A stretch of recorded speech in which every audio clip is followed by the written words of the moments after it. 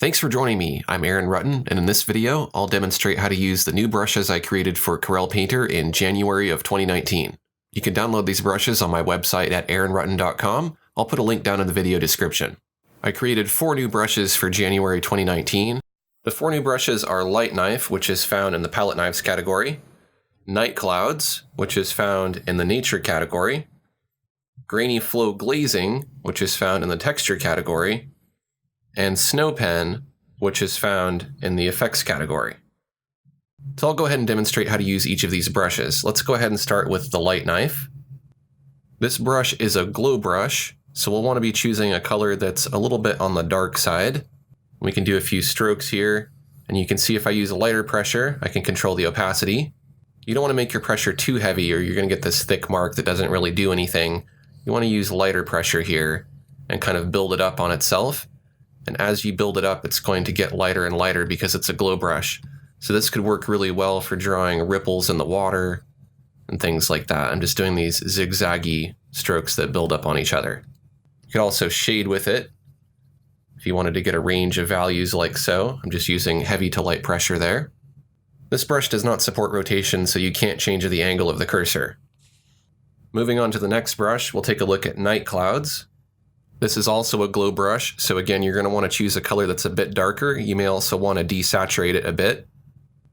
I'll go ahead and use light pressure to build this up, and I'm just kind of scribbling back and forth randomly. I'm varying my pen pressure. If I want the clouds to be darker, I'll use a very light pressure. If I want them to be brighter, then I'll use heavier pressure. And you can see I can create a nice light spot there, and I can just kind of build it up on itself to give a sense of the moon being behind the clouds over there.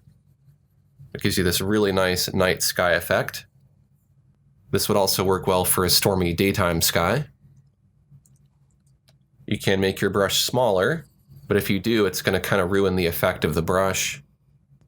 And if you make it too big, then the brush is going to be too slow and it doesn't work either. So I'd recommend choosing kind of a medium-sized brush. That tends to work the best. And you can always reset your brush if you want to get it back to its default size. Well, this one's pretty particular about what size brush you use, and that's going to depend on the size of the canvas as well. If you're using a bigger canvas, you may want a bigger brush. If you're using a smaller canvas, you might want to use a smaller brush. But this gives you really nice random looking clouds. Let's move on to the next brush, and that's Grainy Flow Glazing. This is found in the Texture category. This is a glazing brush. It can build up similarly to the glow brushes, but it's an opaque brush. It works a bit differently, and there's some specific settings that you'll need to choose. So I'm going to go ahead and choose this lighter blue color here. Opacity is linked to pen pressure, so if I press down lightly, then I'll get just a few speckles here. But if I use heavier pressure, then I'll get many more that are more opaque. What's important here is to set your merge mode. If you want it to build up lighter, you'll set it to screen. If you want it to build up darker, you'll set it to multiply. And you can experiment with some of these other merge modes as well. I'm going to use screen, and now when I build these strokes up on top of each other, then I get sort of a glow effect here. If I take this layer and move it over, you can see that the paint is opaque and it blends a little bit differently than the glow brushes do. You can get a lot of different textures with this brush by changing the paper texture and the flow map. I'll go ahead and set the flow map to something like fine dots. We'll choose a nice bright color that we can see, and now if I paint with it, you can see that it's building up to that dotted pattern. You can also play with the scale of the flow map. If I make the scale higher, then those dots are going to get larger, and if I make the scale smaller, those dots will get finer. Typically, this brush is going to work better with the fractal patterns like clouds, and you can see that the speckles collect in those little gaps in between the flow map. Now, in addition to the flow map giving you texture, you can also change the paper, and you can combine that with the flow map. So I'm going to go ahead and choose a different texture. I'll choose Pebble Board. Now you can see I'm getting a different pattern here, and again, this will build up on itself so I can have it get brighter and brighter. I'm going to choose a darker color here. You might be able to see it build up a little bit better. If I keep painting in the same spot, that spot's going to get brighter and brighter. Let's try another paper.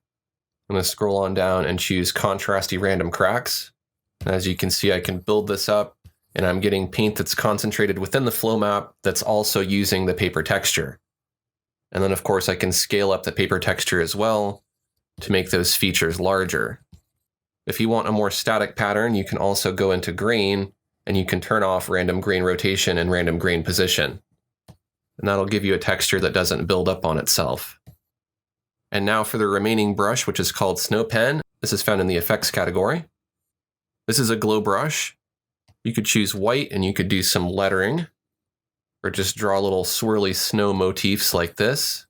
You're not going to see much of the glow effect if you're using pure white, so you may want to choose something like a darker blue like this.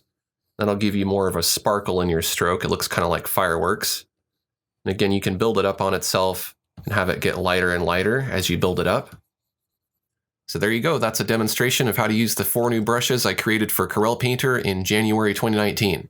Download these brushes now at aaronrutten.com. And if you'd like some free tutorials that'll show you how to use these brushes, make sure to subscribe to my channel. Thanks for watching, and I'll see you next time.